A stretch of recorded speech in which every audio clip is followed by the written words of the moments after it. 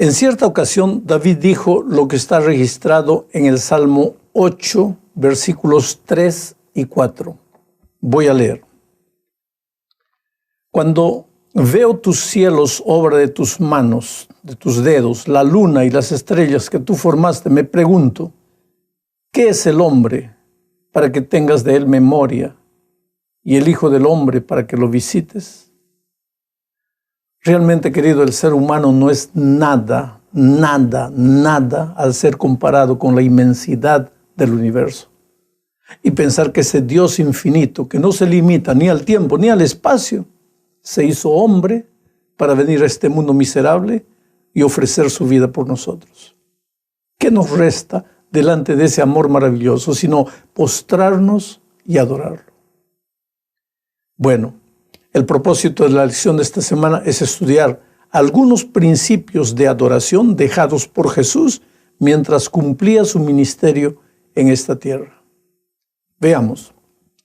La primera parte de la lección tiene que ver con el himno que cantó María, la Madre de Jesús. Este es un cántico de loor y adoración. Empieza diciendo en Lucas capítulo 1, versículos 46 y 47, engrandece mi alma al Señor y mi espíritu se regocija en Dios mi Salvador. ¿Sabes? Yo no sé si María tenía una visión completa de su participación en el plan divino de enviar a Jesucristo a esta tierra. Me refiero a la dimensión de ese trabajo, a la dimensión espiritual, redentor de ese trabajo. Pero de una cosa yo tengo seguridad, porque la Biblia lo afirma. Ella jamás pensó tener una misión salvadora o intercesora, porque ella sabía que ella misma necesitaba de un Salvador. Mira lo que dice, mi espíritu se regocija en Dios, mi Salvador, afirma ella. Por eso, este es un asunto delicado, yo no lo voy a tratar ahora. Lo que necesitamos ver en el cántico de María es que ella adora a Dios por sus grandes hechos en el pasado, como Dios había prometido a Abraham que haría maravillas en medio de su pueblo. En realidad, la promesa de la venida del Mesías era una de esas maravillas que Dios había prometido. Y esa promesa en realidad había sido dada en Génesis 3:15, cuando Dios prometió que el hijo de la mujer heriría a la serpiente en la cabeza. Dios estaba hablando de Jesús, que vendría a la tierra a cumplir el plan eterno de la salvación. Y María sabía de esto. Todas las mujeres en Israel sabían que de una de ellas nacería el Mesías. Por eso entre las mujeres de Israel era una tragedia que una de ellas no pudiese tener un hijo. Porque todas esperaban que el Mesías pudiera nacer de ellas. Y María fue la escogida. Ella sabía que no había ningún mérito en ella y que el Señor la había escogido solo por su gracia. Este es el punto. Es uno de los principios de adoración que venimos repitiendo a lo largo del trimestre. La verdadera adoración nace de un corazón que ha sido recibido o que ha recibido la gracia maravillosa de Cristo. Ha sido transformado por el Señor Jesús. Lo que debo preguntarme a mí mismo es si yo personalmente entendí lo que Jesús hizo por mí en la cruz del Calvario. Porque si lo entendí, la adoración brotará de manera espontánea de mi corazón, con el estilo, la música o el cántico al que estoy acostumbrado. Porque el centro de la adoración no es el estilo, sino la gracia de Jesús, la obra maravillosa de Jesús en la cruz, el propio Señor Jesucristo. Vamos a la segunda parte de la lección. Mira, aquí en esta parte se analiza la adoración relacionada con el servicio. Generalmente sirves a quien adoras. Mejor dicho, acabas sirviendo a quien adoras. Por eso es importante tener seguridad de a quién adoras. En el Antiguo Testamento hay innumerables advertencias de Dios a Israel sobre la relación que existe entre la adoración y el servicio. Lee, por ejemplo, lo que dice Deuteronomio, capítulo 4, versículo 19. No sea que levantes los ojos al cielo y veas el sol, la luna, las estrellas y todo el ejército del cielo y seas impulsado a adorarlos y servirlos. Adorarlos y servirlos. ¿Quieres otro texto? Aquí Deuteronomio 11, 16. Guardaos pues, que vuestro corazón no se deje engañar y os apartéis para servir a dioses ajenos e inclinaros delante de ellos. ¿Te das cuenta cómo está estrechamente relacionada la adoración con el servicio? Por lo tanto, si yo, inclusive sin saberlo, vamos a decir inocentemente, adoro al enemigo, voy a terminar sirviéndole. Eso es lo que Jesús le dijo al enemigo en el monte de la tentación, cuando el diablo le presentó todos los bienes del mundo y le dijo que se los daría si lo adorase prostrado. La respuesta de Jesús fue: al Señor tu Dios adorarás y solo a Él servirás. Aquí Jesús nos recuerda otro principio de la adoración. La adoración correcta es necesaria por el peligro que involucra. Es terrible. Si adoramos a una persona errada, vamos a acabar sirviendo a la persona errada. Adorar, vamos a hacer una parte para decir adorar, mira, no es apenas repetir el nombre de Dios. Ya lo dijimos repetidas veces en las lecciones anteriores. La verdadera adoración involucra tener a Jesús como el centro de la vida y no solo de lo que cantamos o de lo que decimos. Yo recuerdo con mucha tristeza la experiencia de un joven en un campamento de jóvenes que dirigí cuando era director de jóvenes. A este muchacho le gustaba, le encantaba, le fascinaba la música rock. Y me argumentaba que Elvis Presley cantaba himnos y que había sido hijo de un pastor evangélico. Así que este muchacho quería seguir los pasos de Elvis Presley y cantar al mismo tiempo himnos para Dios y al mismo tiempo cánticos que tenían nada que ver con Dios, música rock pesada. Y un día, mientras estábamos en la fogata, en la noche, en el campamento, él estaba cantando una música, fue poseído por el espíritu inmundo. El muchacho cayó al suelo, se mordía la lengua, se estaba poniendo morado. Entonces yo me acerqué para ayudarlo y en ese momento una voz gruesa, que no era la voz del muchacho, una voz gruesa dijo así: Él es mío, déjalo conmigo, Él es mío. ¿Sabes? Jamás me voy a olvidar de aquella escena. Y creo que los jóvenes que estuvieron presentes tampoco se van a olvidar. Porque esa noche muchos de ellos me entregaron discos con música que les distraía la atención de Dios y los llevaba a servir al enemigo de Dios.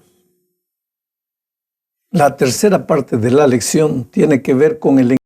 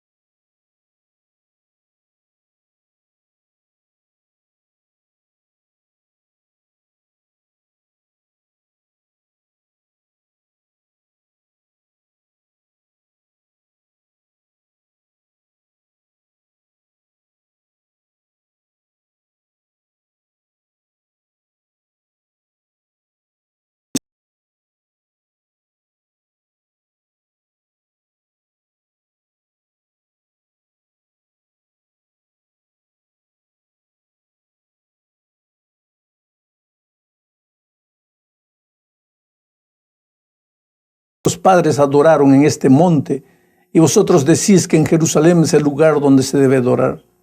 Jesús le dijo: mujer, créeme que la hora viene cuando ni en este monte ni en Jerusalén adoraréis al Padre.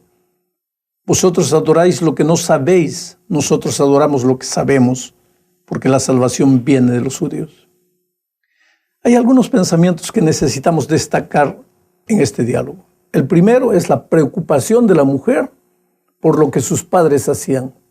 Nuestros padres adoraban en este monte, dijo. Ella estaba preocupada en respetar la tradición, aquello que los hermanos de más edad hacían. Estaba en presencia de la propia salvación, pero su tradicionalismo no le dejaba ver las cosas. Su única preocupación en ese momento era respetar la forma de la adoración que sus padres habían respetado. ¿Podríamos nosotros correr ese peligro también? De por decir, soy conservador, olvidarnos que hay un tema mucho más precioso, que es el tema de la salvación. Ahora, veamos el segundo pensamiento. Jesús no se preocupa con la forma de las cosas, quiere decir, no se preocupa tanto con esos detalles. Si la adoración debe ser en el monte Gerizim o en Jerusalén, para Jesús aparentemente no hay problema. La hora viene, dice, cuando ni en este monte ni en Jerusalén adoraréis al Padre. Le responde. Oh querido, aunque la forma de la adoración tiene importancia, hay algo más importante que es la salvación. Y la preocupación de Jesús en ese momento es con lo que realmente vale. Él sabe que el lugar correcto de adoración es Jerusalén, tanto que afirma que la salvación viene de los judíos, pero no hace de eso un caballo de batalla, no discute, simplemente intenta llevar a la mujer hacia la salvación. Ahí, delante de él, hay una mujer perdida en sus miedos, en sus temores, en su vacío, en sus noches sin dormir, en sus valores invertidos, en sus pecados, en su tradicionalismo. Y aunque ella está muy preocupada con el lugar y la forma de adorar, Jesús la va llevando a una dimensión de la vida que ella no conoce. Pero hay un tercer pensamiento que podemos sacar del diálogo entre Jesús y la mujer. Jesús le dice, ustedes adoran lo que no conocen. Se estaba refiriendo a él. Ellos, los judíos o los samaritanos, no lo conocían. Lo estaban rechazando y sin embargo decían que lo adoraban. Ahora, ¿podría yo también correr ese peligro? Pensar que lo estoy adorando, creer que lo estoy adorando, decir a voz en cuello que lo estoy adorando cuando ni siquiera lo conozco. Piensa en eso y responde solo cuando estés en tu cama meditando. Vamos ahora a la cuarta parte de la lección. Aquí se presenta un principio básico de la adoración verdadera, establecido por Jesús en su diálogo con la samaritana.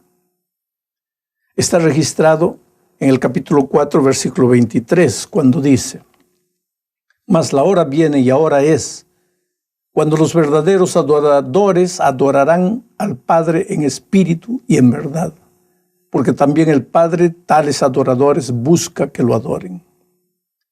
¿Qué tipo de adoradores busca el Padre? Verdaderos adoradores que lo adoren en espíritu y en verdad. Aquí la palabra espíritu no se refiere al Espíritu Santo, sino a la emoción, al sentimiento, al corazón del adorador. Ninguna adoración verdadera puede parecer una marcha fúnebre. Hay cristianos sinceros que tienen miedo de emocionarse. Miran las emociones con ojos de sospecha, como si las emociones hubieran sido colocadas en el corazón humano por el diablo. Pero eso no es verdad. Quien nos dio las emociones fue el propio Dios. Así que, querido, no tengas miedo de adorar a Dios con espíritu, con tu espíritu, con tus emociones, con tu sentimiento. Pero no te quedes solo allí. Adóralo también en verdad. Y la verdad tiene que ver con la palabra de Dios, con sus enseñanzas, con los principios de la fe establecidos por el mismo Dios que nos dio las emociones. Nadie puede caer en el peligro de pensar que la doctrina no tiene importancia. Tampoco nadie puede cometer la tontería de separar la salvación de la doctrina, porque la doctrina es el camino por donde los salvos caminan. Tiene que haber un equilibrio entre el espíritu y la verdad. Esa es la verdadera adoración. Y los verdaderos adoradores lo adorarán de esta manera. Viene ahora la pregunta, ¿hasta qué punto yo adoro a mi Dios en espíritu y en verdad? Recuerda algo más que dijo Jesús. Viene la hora y ahora es. No mañana, no ayer, hoy. Hoy es el día de buena nueva. Si hay algo que cambiar, cámbialo hoy. Llegamos al fin de la lección hablando de Jesús como el centro de nuestra adoración.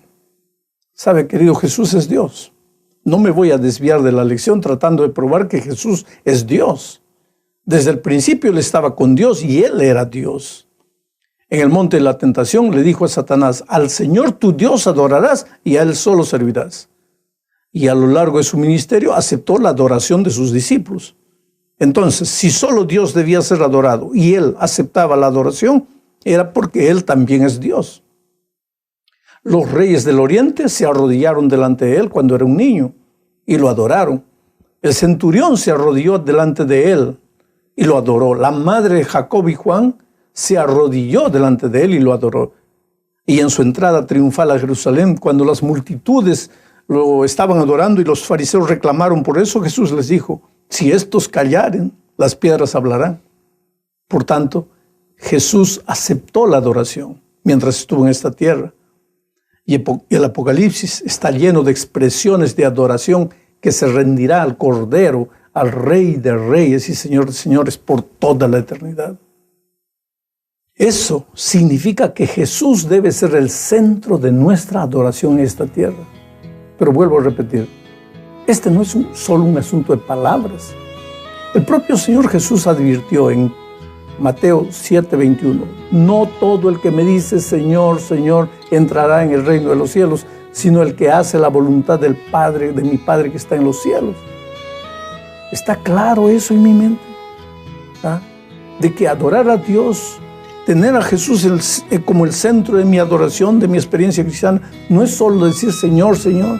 Está claro que yo salí de la teoría y entré en el terreno de la vida práctica. Al moverme, al hacer, al comprar, al vender, Jesús es el centro de mi experiencia. Si es así, entonces Él será el centro de mi adoración. Y si yo aprendo a adorarlo en esta tierra, pues en toda la eternidad viviré adorándolo. Que Dios te bendiga.